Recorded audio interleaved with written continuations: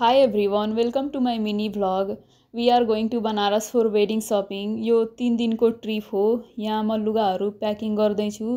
कमसे कम लुगाहरू प्याकिङ गर्न कोसिस गरिरहेको छु किनभने दिदी बहिनीको लुगा अहिले प्याकिङ गर्न बाँकी नै छ। इन्डिया ट्राभल गर्दाखेरि आइसी पैसा, इन्डियन सिम, नेपाली सिटिजनशिप साथसाथै इसेन्शियल मेकअप र हाइजिन रिलेटेड सामानहरू पनि सबै राखिसकेको छौँ। बिहानको 6 बजिरहेछ, म फाइनली रेडी भइसकेको छु।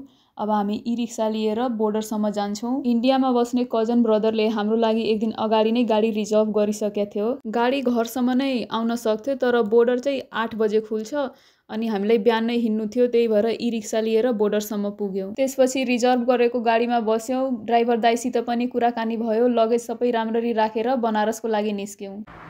यो गङ्गा नदी हो। रियलमा यसको भ्यू यति राम्रो थियो, पुरै सेतो सेतो चारैतिर। बिहान 6 बजे निस्केको, बेलुका 6 बजे बनारस पुग्यौँ।